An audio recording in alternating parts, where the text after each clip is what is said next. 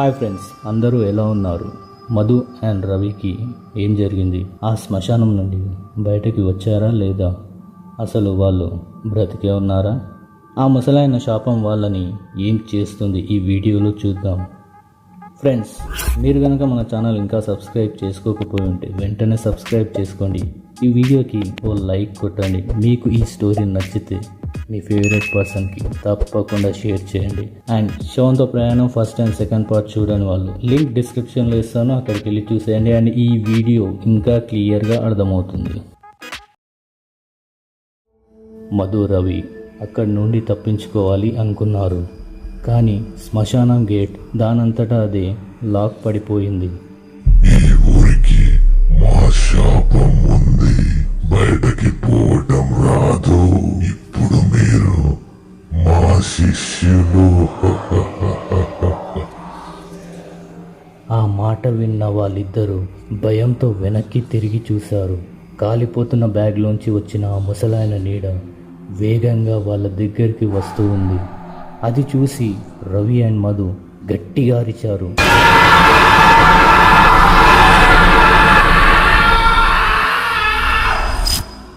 ఒక్కసారిగా ఏదో తెలియని గాలి వేగంగా వీచి ఆ మంటలను ఆర్పి ఆ ముసలాయన నీడని చెదిపేసింది. ఇదే మంచి అవకాశం అని మధు వెంటనే ఆ బ్యాగ్ని ఆ శ్మశానంలో పాతేశాడు. కానీ ఆ బ్యాగ్ నుండి ఎర్రగా రక్తం కారడం చూశారు.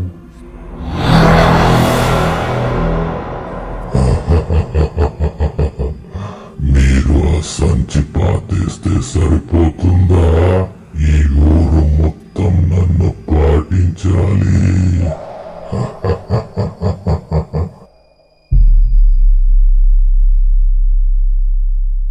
Next day morning Ravi, Madhu తిరిగి ఇంటికి వచ్చారు. మధు అమ్మా నాన్నలకి జరిగిన సిచ్యువేషన్ చెప్పాలని ట్రై చేశారు, కానీ వారు కూడా ఆ ఊరికి కొత్త కాబట్టి వాళ్ళకి ఏమీ అర్థం అవ్వలేదు. రవి మాత్రం ఆ ఊరి హిస్టరీ గురించి తెలుసుకోవాలని అనుకున్నాడు. మధుకి ఈ విషయం చెప్పి ఇద్దరు ఆ ఊరంతా తిరిగి చివరికి ఒక పెద్దాయనని కలిశారు. అప్పుడు ఆ పెద్దాయన జరిగిన విషయం చెప్పాడు. ఈ ఊరు 20 ఏళ్ల క్రితం ఒక శాపానికి గురయ్యింది. ఒక అఘోర భైరవ పండిత్ ఈ శ్మశానంలో తపస్సు చేసేవాడు. ఆయన తపస్సు భంగం చేసిన వారిని శపించాడు, కానీ చివరికి ఊరు వాళ్ళంతా కలిసి అతన్ని చంపేశారు. అందుకే ఆయన శాపం ఈ ఊరిని వదల్లేదు. ఆ సంచి, ఆ బొమ్మ, అవన్నీ ఆయన యజ్ఞ ద్రవ్యాలు. ఆ మాటలు విన్న మధు, అంటే నేను ఆ ముసలాయన శవంతో ట్రావెల్ చేసినప్పుడు నేను ఆ శాపానికి దగ్గరయ్యానా?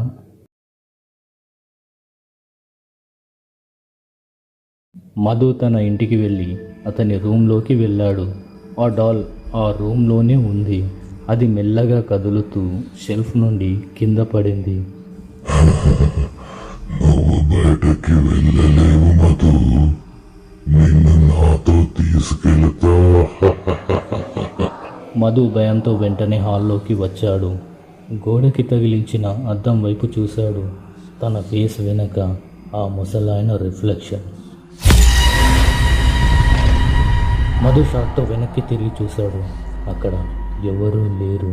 వెంటనే మధు రవికి కాల్ చేశాడు. రవి, వెంటనే ఈ డాల్ని డిస్ట్రాయ్ చేయాలి, లేదంటే మనం బ్రతకలేం అని చెప్పాడు. అది విన్న రవి వెంటనే తనకి తెలిసిన ఒక మాంత్రికుణ్ణి కలిశాడు.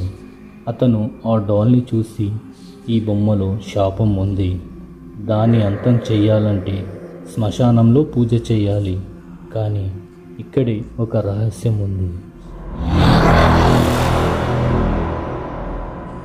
ఆ బ్యాగ్లో ఇంకో వస్తువు కూడా ఉంది, అది శాపాన్ని బ్రేక్ చేయగలదు. ఆ మాటలు విన్న మధు, రవి షాక్ అయ్యారు. బ్యాగ్లో వేరే ఐటెం ఉందా?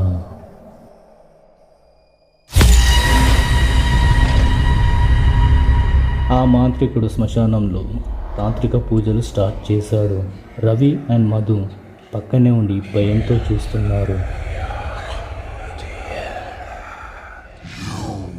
ఆ మాంత్రికుడు బొమ్మని ఆ మంటల్లో వేయమని సైగ చేశాడు. అది చూసి మధు ఆ డాల్ని అగ్నిలో వేశాడు. ఆ బొమ్మ కాలిపోతూ గట్టిగా అరుస్తూ ఏడుస్తూ ఉంది. సడన్గా ఆ బ్యాగ్లో నుండి ఒక నల్ల పుస్తకం గాల్లోకి లేచింది. ఆ బుక్ చూసి మాంత్రికుడు ఒక్కసారిగా షాక్ అయ్యాడు. ఆ పుస్తకం పైన భైరవ శాపం అనే మంత్రం రాసి ఉంది. ఇది అత్యంత ప్రభావితమైన శాప పుస్తకం. దీన్ని అంతం చేయాలంటే రక్తంతో హోమం చేయాలి. కానీ రక్త హోమం చేయాలంటే మీలో ఒకరు బలి అవ్వాలి. ఆ మాటలు విని రవి మధు షాక్ అయ్యారు. ఇద్దరు ఒకరి మొహాలు ఒకరు చూసుకున్నారు. కానీ రవి మాత్రం, మధు, నేను ఆ ముసలాయన బ్యాగ్ పట్టుకున్న రోజు నుండి నా జీవితం కూడా శాపంలో మారింది. నీవు బ్రతకాలి, నేను త్యాగం చేస్తాను. వెంటనే మధు రవిని ఆపడానికి ట్రై చేశాడు. కానీ రవి తన రక్తాన్ని హోమంలో వేశాడు. ఆ సమయంలో పెద్ద అగ్ని ఏర్పడింది. ఆ అగ్నిలో ఆ ముసలాయన గట్టిగా అరుస్తూ, నీ రక్తంతో ఈ శాపం ఆగదు, నేను మళ్ళీ తిరిగి వస్తాను. మధు అలా ఒంటరిగా ఇంటికి వెళ్తాడు. తన కళ్ళ నిండా బాధతో వస్తున్న నీరు. ఆ డాల్ డిస్ట్రాయ్ అయ్యింది. బ్యాగ్ కాలిపోయింది. ఆ బుక్ కూడా అదృశ్యం అయిపోయింది. కానీ మధు రూమ్ బెడ్ పైన రవి ఫోటో పడి ఉంది. ఆ ఫోటో వెనుక బ్లడ్తో, నెక్స్ట్ నువ్వే. ఫ్రెండ్స్, ఈ వీడియో ఎలా అనిపించిందో కామెంట్ చేయండి. And please don't forget to subscribe.